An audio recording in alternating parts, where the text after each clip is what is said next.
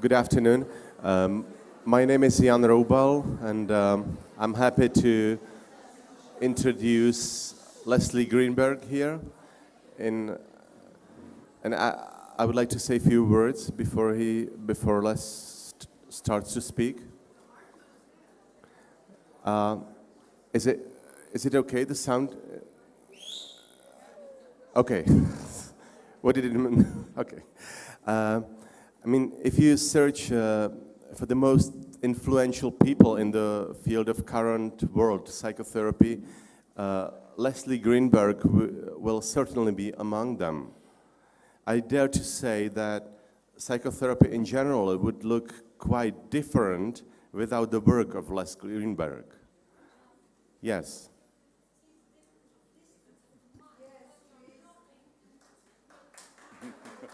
Thank you very much. Should I repeat? No, I was just saying that Les is one of the most influential people in the world psychotherapy today. And if we wonder how he could make such changes, the answer would be that it was his vision and research. For me, Les's work is an example, an inspiration of how to make research useful in practice and how make it influential. As I understand it, Les started with being curious about what works in psychotherapy and how it works.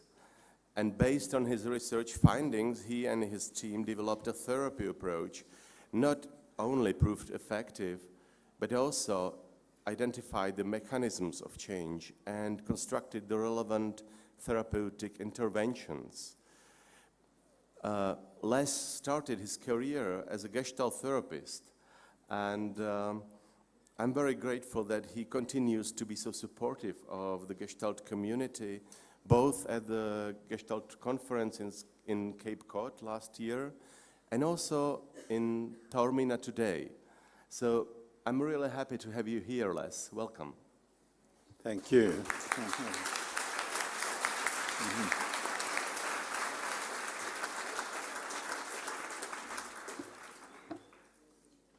So it's a long journey since I trained 1971 or 72 to 75 as a Gestalt therapist, right? So this is probably 40 years or something like that later. I started off actually as an engineer. So I'll mention that somewhere in my talk, and then became a Gestalt therapist.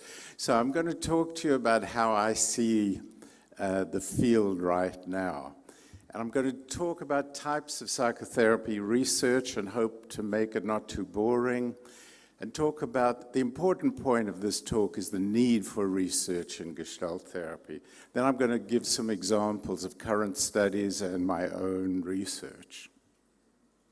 So there's a polarity, and I feel it here when I attend the different meetings. It's in the field. It's actually existed for a century. And it's a polarity between the aesthetics of psychotherapy and the scientific approach to psychotherapy. And here, terms like contact, intersubjectivity, presence, and phenomenology are all about the art of psychotherapy. And the motivation is to understand more how therapy works and how to relate to people. And then there's the scientific aspect of the polarity, which is around things like prediction, measurement, cause. It's a positivist epistemology. It's about facts and knowledge. And this has sort of been amplified now by the political and social situation around psychotherapy all over the world. I travel all over, and it's the same to varying degrees in different countries, but basically governments have taken on the evidence-based medicine paradigm, and it's like, where's the evidence? And that ends up determining who gets paid to do treatment and ultimately determines who gets treated and how. So evidence-based treatment has become a social, political, economic requirement in psychotherapy. Whether we like it or not, that's the reality we're faced with.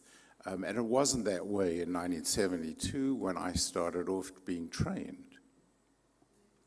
So there are two main kind of research camps.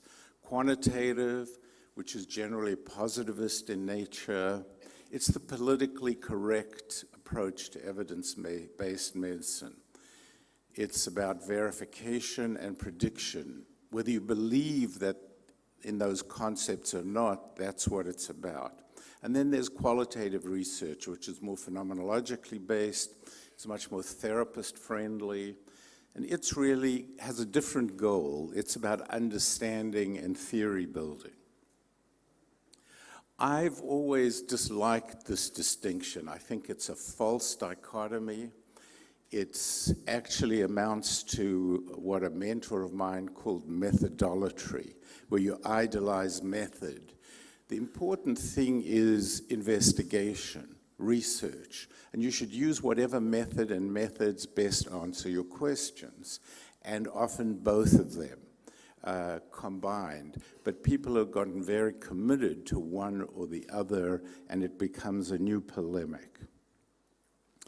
So there are two main psychotherapy research questions, basically outcome questions and process questions. So right now, the randomized clinical trial is the sort of standard. And this requires a large subject pool, a minimum of 36 in each group if you're comparing two groups. So it's hard to start off doing that, and this is some of the dilemma. Or there are repeated single case studies. There's a study going on now with Pablo from Chile, trying to get people to participate. And then there's also a distinction between efficacy and effectiveness research. These words are just words, but really the first one is about, has a control group so that you can compare it to something else. But the second one, which has grown in value, is just if you run a treatment on a large group and you show it's effective.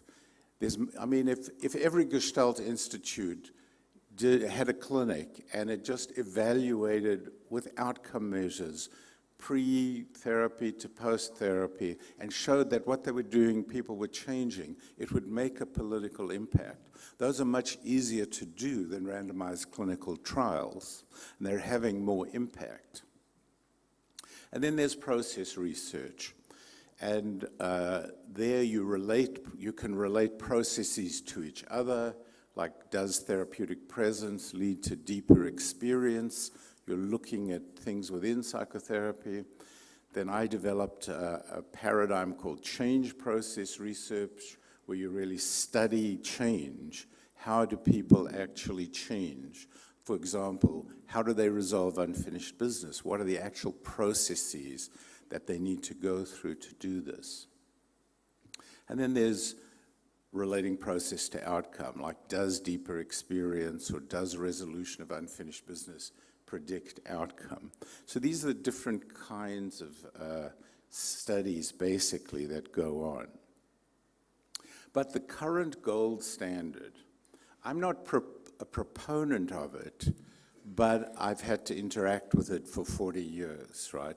And the current gold standard is doing outcome research, is doing comparative clinical trials on specific disorders. For example, a study of, say, Gestalt therapy versus cognitive therapy of depression. And these are the vehicles which impact what governments decide, what funding is given. But now there's been a jump to meta-analyses. Meta-analyses are analyses of multiple studies. So just one study is not enough. There have to be at least 2 or 3 studies, and it's essentially about you have to replicate, or across different studies, what are they combining? And now in North America, I'm not sure exactly what's happening in Europe, but treatment guidelines are becoming a big thing. So I'm now on a committee for the treatment guidelines for the treatment of depression in North America. And this is a very political committee. At first I refused to be on it because I thought they just wanted a humanist on it and a psychodynamic person to make it a whitewash for cognitive behavior therapy. Because there is this phenomena, there's a Sherlock Holmes saying that absence of evidence is not evidence of absence, if you're right. So, I mean, there are lots of studies on CBT, cognitive behavior therapy, because it's simple and there's lots of evidence. And then it's treated like there is no evidence on the humanistic or the more process-oriented therapies, therefore they don't work. But there's no evidence that they don't work. And so I refused to be on this committee, but I was persuaded that this wasn't going to be a political whitewash, because they're the NICE guidelines in England, and they're a complete political wash, right? We tried to get emotion-focused therapy recognized, and it wasn't recognized, and it was subsumed as a non-directive treatment and a variety, but there was an agenda. So what's actually happened is I got persuaded to be on this committee.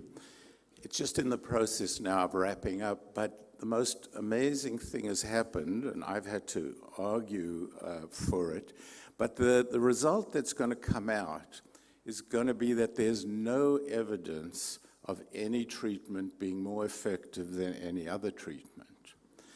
And although many members of the committee are very upset with this, it's like, it's like, how can we make that as a guideline in North America?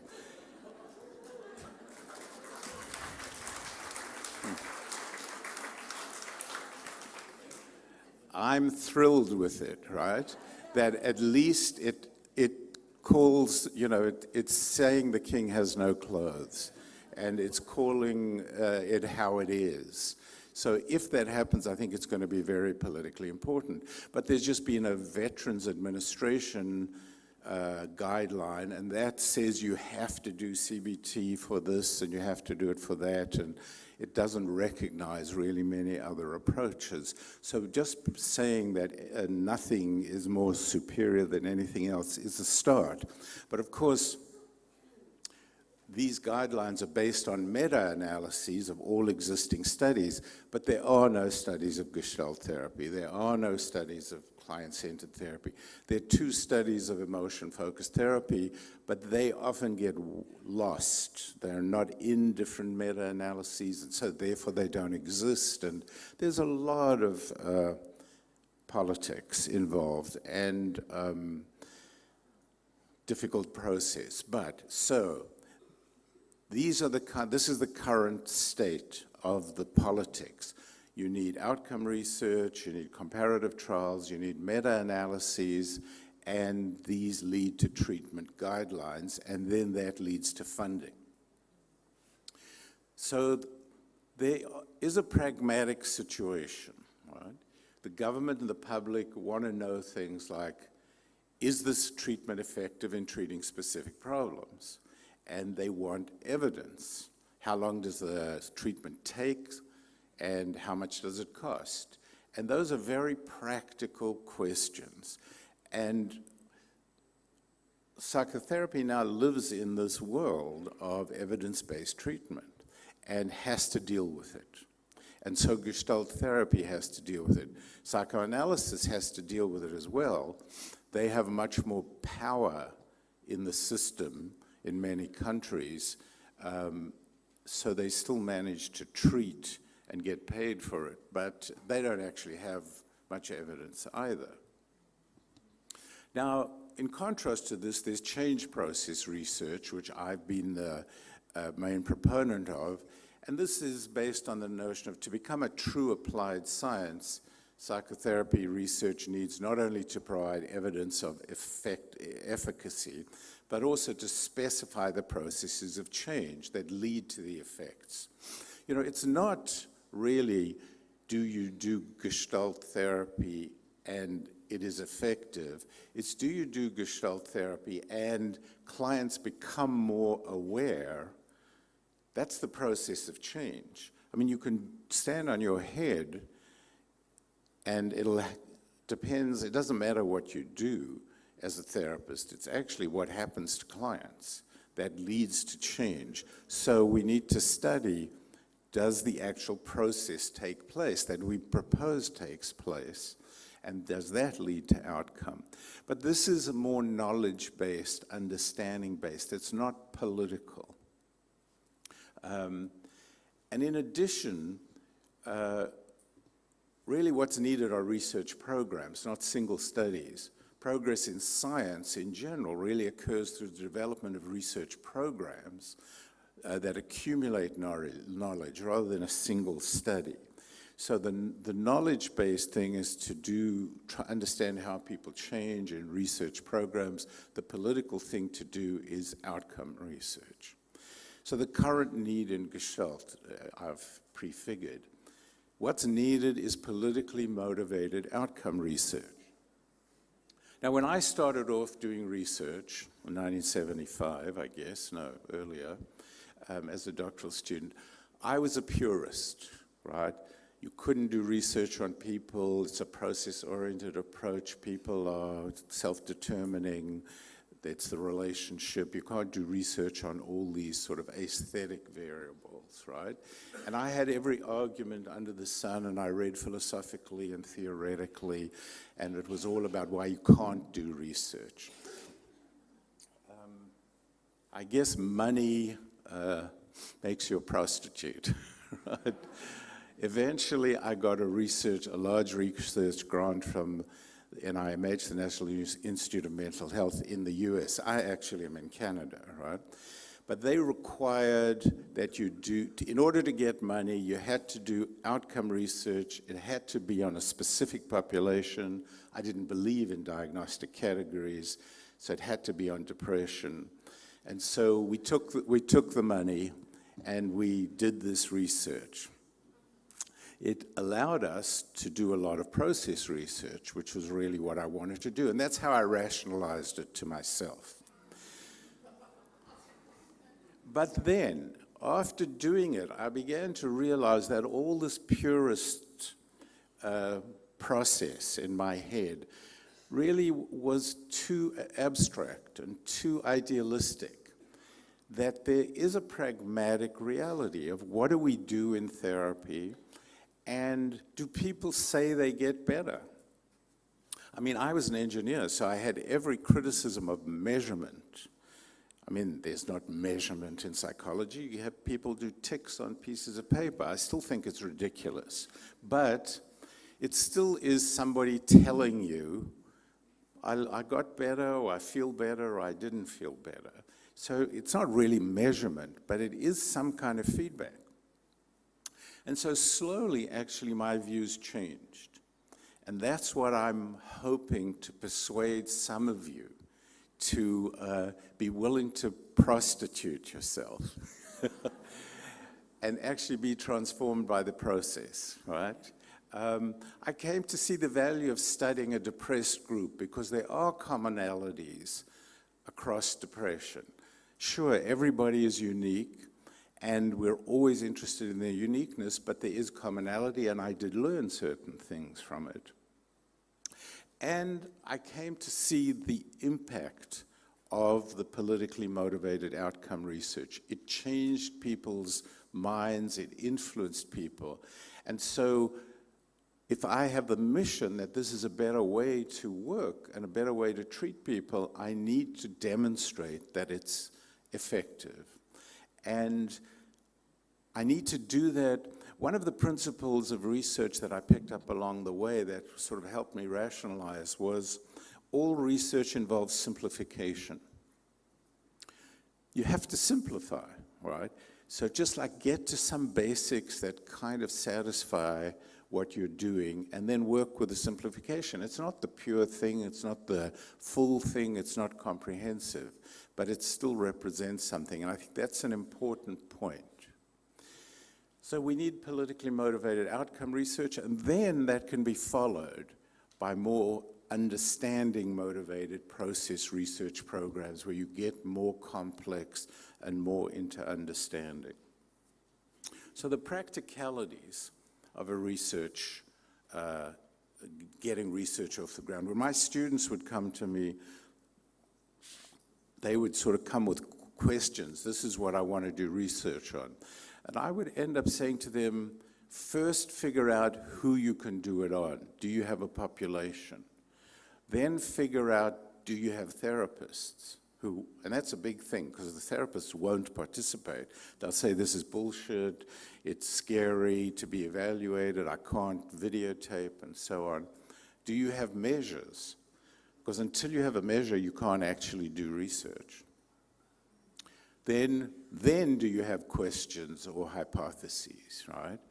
Then do you have a research design? And then do you have funding or some kind of support? These are the kinds of pragmatics or the practicalities that you have to grapple with. Right? So what is needed now for Gestalt to engage in research? In my view, we need young investigators, right? The way that cognitive therapy developed was there was an association, AAGT it was called, this is a massive conference, it's amazing, right? At AAGT, 1,500 to 3,000 people would come, and Ph.D. students in North America would then go away from that conference and do their doctoral dissertations on something that they picked up at the conference. Now, it was easier because CBT was easy to train therapists to evaluate. It's harder in a more complex process-oriented therapy, but I still think that's the important process, is to somehow stimulate young investigators, support them, help them, and they go out and do the research. Now, it helps if they're students, because they've got to get degrees, and they've got to do, if they've got to do research to get these degrees, this really helps get it done, right? And then we need this simplification. Don't try and capture the whole beautiful thing. Simplify it and do something that's pragmatically possible. So you have to have clients and therapists who are willing to engage in your research, and then to do this psychotherapy research, I'm talking now about outcome research, you have to have a manual. Now, I used to throw up at the term manual, right? It was nausea-producing. But eventually we created a manual. You just simplify and you try to describe, these are the kinds of things we do, and then train people to do these things. And as a Gestalt therapist, you do things, right? Now, I understand it's in the moment, it's according to the situation, it's relational, it's contactful, but it's possible to bring that down to its essentials and ask, is that being done? Or teach people to do that. So that's, I think, one of the big stalling points, is having a manual, right? This is what the therapists have to do, and then checking that this is what they've done. So then you have to have measures, and you need outcome measures and adherence measures. Is this what they've done, and so on. Additionally, you need assistance, right? You can't do it alone. You need more people engaged with you. And one of the key assistants is a statistical consultant, right? Because a lot of people get hung up on, well, I can't do the statistics, right? When my doctoral students go into their defenses, they're terrified that they're going to be asked statistical questions, and I tell them, tell whoever asks you that, I'd use a statistical consultant to answer that question. I can't answer it myself, but I would use a consultant. That's an appropriate answer, all right? And then you need to get through the ethics process. That's a difficult process. You've got to, if you're in an institution of any kind, there's going to be an ethics review board. So these are the kinds of things that have to be dealt with. And then you do the study, and then you need publications, outlets. So there are the Gestalt journals, which would welcome the research, but then you have to move to more global community journals. There's a journal called Psychotherapy Research, a journal called Psychotherapy, and you have to pay attention to the journals have impact factors. How well respected are they? How well read and referenced are they? And also, you disseminate at conferences, at places like the Society for Exploration of Psychotherapy Integration, the Society for Psychotherapy Research. That's how to get it outside of this community and impacting public policy. What are the traps? The traps are to view research as incompatible with fundamental Gestalt therapy ideas. This is the purist versus the pragmatic argument, right? It's just epistemologically nonsense. It doesn't fit, therefore we can't do it, and it's not important. Now, in 1970, that was the zeitgeist, and it worked, right? It seemed okay. It doesn't wash now. I mean, the therapies that don't have evidence will die in the long run. They just won't survive because eventually the students won't want to learn it. They can't get registered. I know in Germany, lots of people who would train in Gestalt therapy train as cognitive behaviorists because that's the only thing that'll give them a stamp of government approval. And then you view research as dehumanizing, you view it as clinically irrelevant, and so on. The issue is it's politically relevant, and it's needed in order for therapists to be able to do the things they see as clinically relevant. And then, speaking from my own experience, I think a lot of these arguments come from fear and shame. I was anxious to do research because I didn't know how. And I felt inadequate. Oh, I can't do this. I don't know how to do this. And so then, because of this feeling of being marginalized or invalidated, because I couldn't do it, then I would develop arguments against it. Once I started learning to be able to do it, I became less intent on developing all my arguments against why it couldn't be done or shouldn't be done, right? So there's lots of personal process that the researcher has to go through if you're committed to a process-oriented therapy, because the research seems alien, or the research kind of epistemology. Other things that'll prevent research is lack of funding or support, and eventually a hopelessness sets in, right? It's like, I can't do it, it's impossible, I don't like it anyhow, and so on. But you end up with doing nothing, and then there's no research, and that's been the general state, I think. So, some current examples which are very important and seminal. I mean, there is a real climate change going on within this community, because at least research is allowed to be spoken about now, and there's a lot of impetus to try to help develop more research. So a fidelity or adherence measure is being developed by somebody who's here and presenting on it. Madeline Fogarty and her group essentially developed and tested a measure which asks, what do Gestalt therapists do? And over 60 international Gestalt therapists were identified. they identified the key concepts of Gestalt therapy and the behaviors associated with these. And those behaviors that were endorsed by at least 80% of the therapists, the experts, were included in this fidelity scale. And the panel essentially endorsed 8 key concepts and 20 associated behaviors. Just the key components were that there was dialogical relating, working in the here and now, phenomenological practice, working with embodied awareness, field-sensitive practice, working with contacting, and the experimental attitude.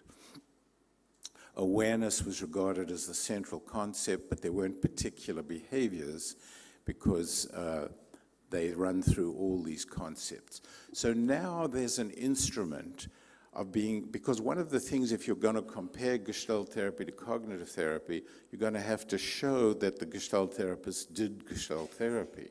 You're going to have to prove it, and that the cognitive therapist didn't do that. Then we've got a difference, right? So this is an important seminal instrument, and it captures, it captures enough of the process that it would be convincing to people that, okay, this is Gestalt and it's being practiced. Representative items on these working in the here and now. You have observers watch the tape and answer, does the therapist inquire about the client's immediate experience?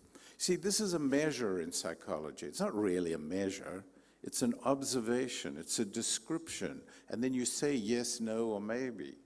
But it's a disciplined observation. It's one of the key early steps of science is actually observation or description, then measurement, right? But measurement isn't some kind of weird distorting thing. It's really observing and saying, yes, it happened. Working with contacting, the therapist co-creates a space in which the client and therapist explore how they're impacting each other. This is the basis of a manual. In this session, you need to inquire about client's experience, explore how your relationship's impacting. Then you have a manual. Then 6 independent raters looked at videotapes of 3 leading Gestalt therapists. Their names are up there. And each of the therapists' practice in Gestalt therapy varies quite a lot, but they all scored high on this instrument, 96%, 84%, and 76%. By contrast, a video of a session of schema therapy by Jeff Young, which has some borrowed or stolen material from Gestalt, produced a mean score of only 25. So looking at these therapies, they seem to be doing different things. Willie Bertolo and his group, these are published studies already that I'm talking about. There's some other people who are working on a few studies. Willie Bertolo did a study on essentially a Gestalt-based treatment of type 1 trauma. Compared it to cognitive therapy. This is a major study. It was published in a high-impact journal, and essentially both treatments were found to be effective in the treatment of trauma, although there was a little bit of a benefit at post-treatment to cognitive therapy. Cognitive therapy works specifically on symptoms. It touches at every session. It asks you questions about it. Clients are more likely to say, the standard thing is, I think that my negative thoughts are not a good thing, because they've been taught that for 16 sessions, right? It's called teaching to the test. And this is, this is really a fact, right? And another factor which we haven't addressed is called researcher allegiance, right? It's been shown that if you're a researcher who believes in CBT, there's a much greater likelihood that CBT will do better than any other treatment that's compared to, right? and researcher allegiance correlates 0.3 with outcome. So that's a significant amount of the variance that it accounts for. And if a Gestalt therapist does a study against cognitive therapy, it's highly likely that Gestalt therapy will do better, or whatever. So, you know, research is not truth. Research is a rhetoric, and it's about persuading people. Right? So I'll give you some more, and then I need to end, some examples from our own research program. So after the last 40 years, we've conducted sets of studies that built on each other of an emotion-focused therapy, which is essentially a combination of Gestalt and person-centered. I wanted to talk about how I became a psychotherapy researcher to do this research program, because I started off knowing nothing. I came into psychology. I already had a master's degree in engineering, which maybe gave me some confidence that I could handle with numbers. But I had little knowledge of psychotherapy research or of psychotherapy. So basically, I started from scratch. But I was young, and I was curious. I had one important asset. I had a research mentor, and her name was Laura Rice, and she was a process researcher who was a student of Rogers. And it may be highly significant that I had a female mentor, right? Because she really nurtured me, right? And that may not be the case with male mentors, right? They nurture themselves.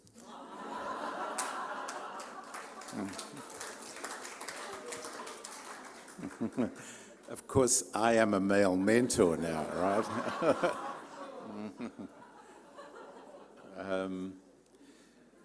But I think important in becoming a researcher is I became a professor and I had students, right? I mean, that's a very important base to allow research to take place.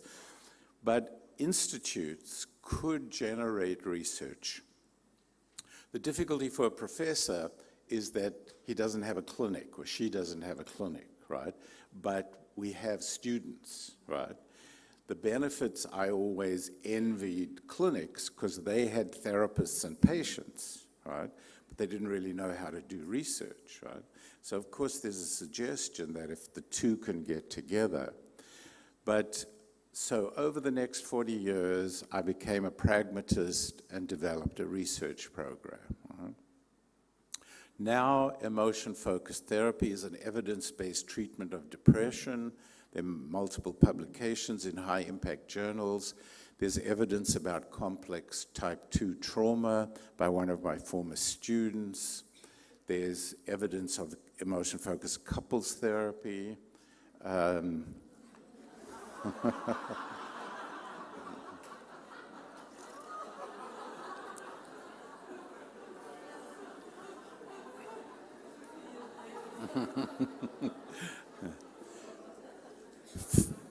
Food is always a part of success for me.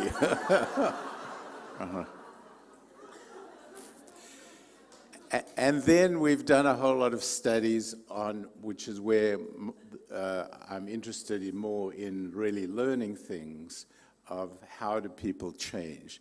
And look at all the students that I've had who've helped me. I could never have done it on my own. So EFT probably has more research on the process of client change than any other approach. And we've shown that the following predicts outcome, essentially, and I'm going to summarize it at first. We've shown that reflecting on and making narrative sense of moderately aroused emotions that are deeply experienced in the context of an empathically attuned relationship with a good working alliance with a therapist who is present predicts therapeutic outcome, right? Each one of those is a variable, right?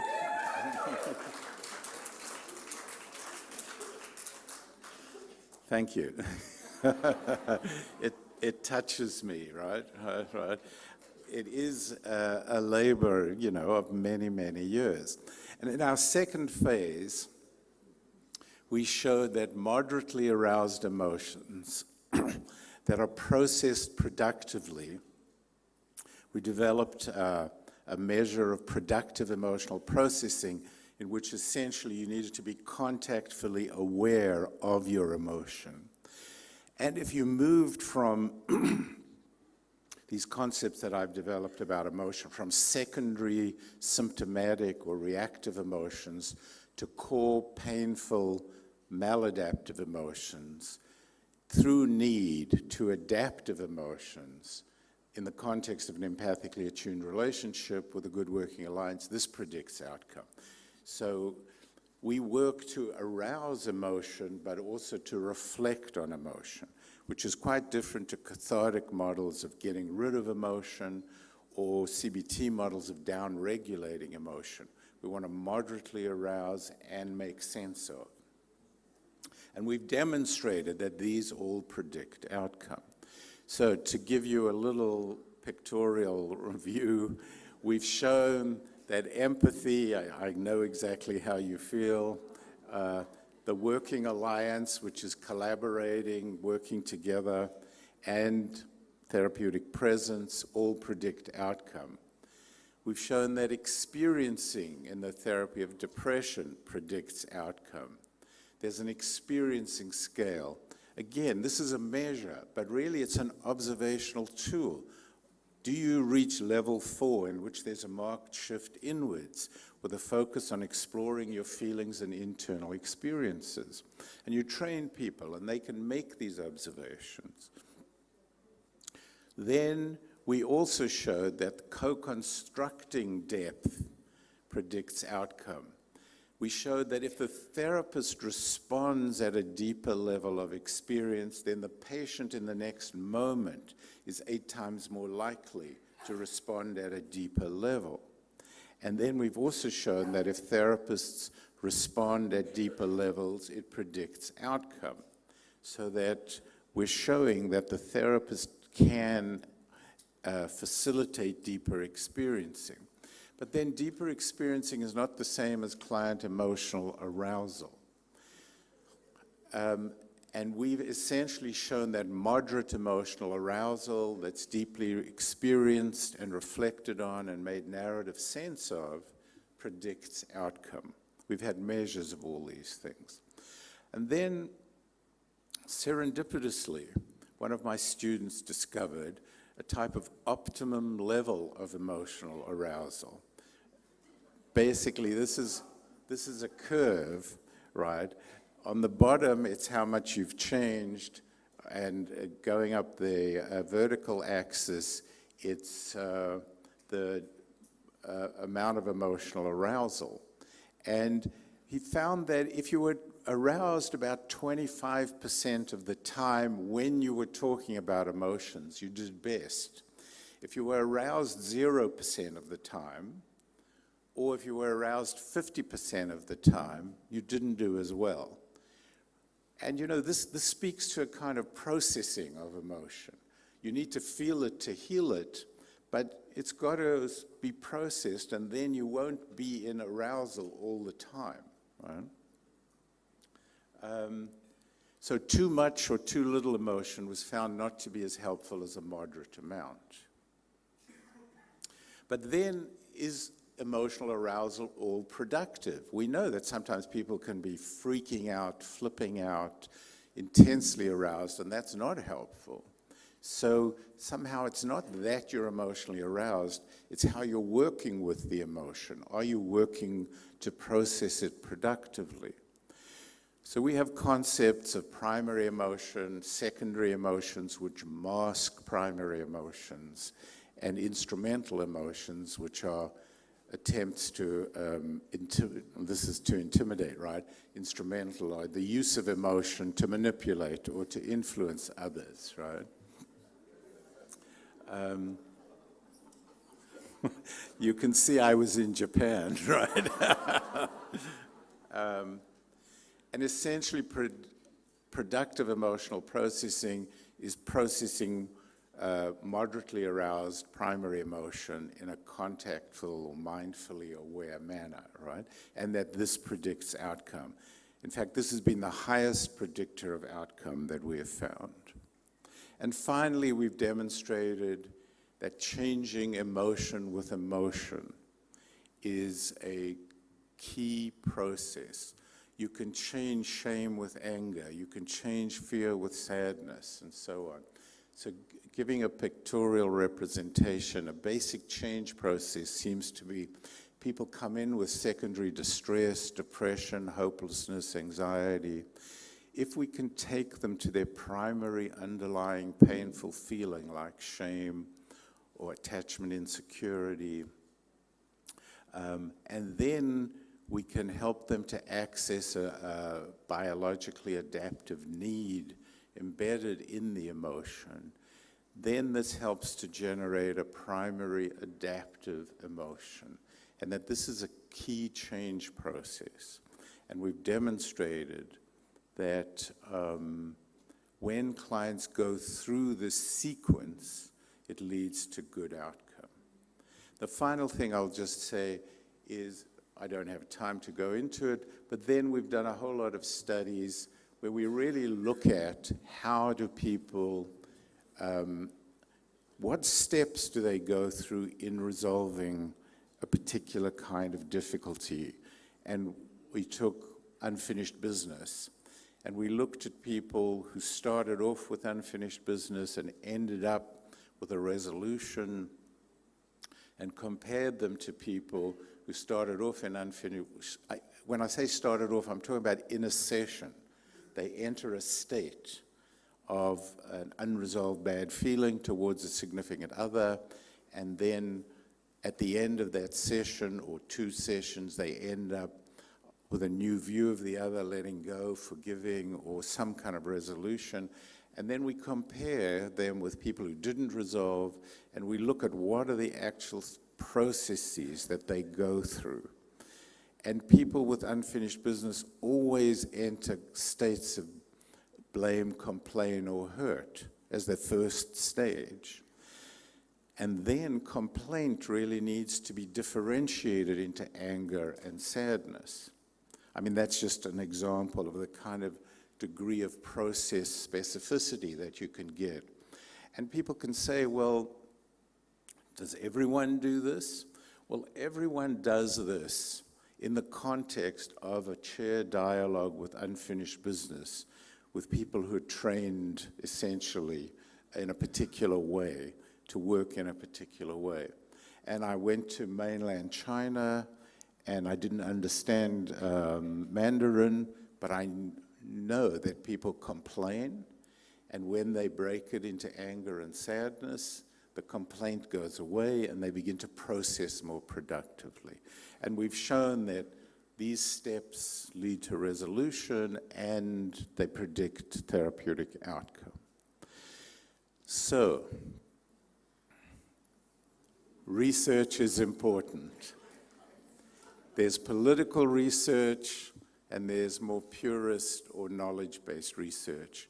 What's needed right now is some programs of political research to demonstrate the effectiveness of Gestalt therapy. Thank you.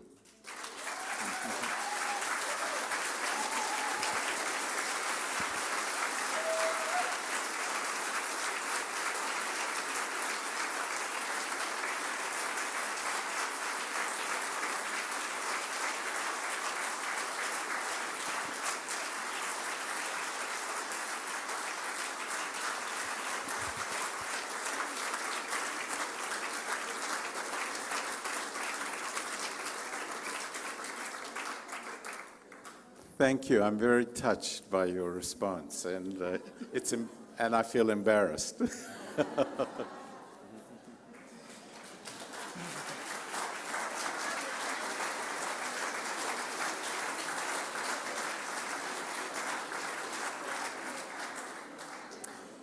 Hello, my name is Mark Reck. I am the AAGT chair of the research committee and the research liaison. I'm not going to even attempt to follow up that wonderful talk. I do want to say a few words before we move into the next transition period.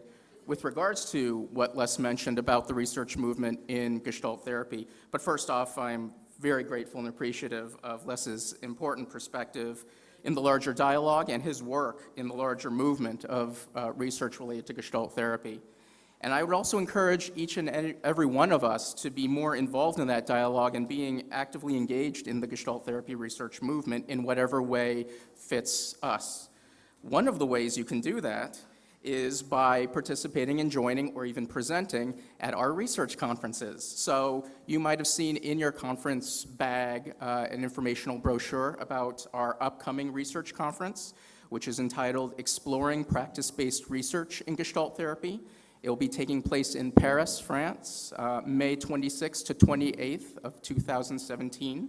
This follows up a more recent efforts with regards to research conferences starting in 2013 in the United States at Cape Cod, a research seminar in Rome in 2014, and the most recent research conference also in Cape Cod in the United States. And we're happy to have coordination between the AAGT, EAGT, and a number of French institutes to be able to bring the research conference in 2017 to Paris, France.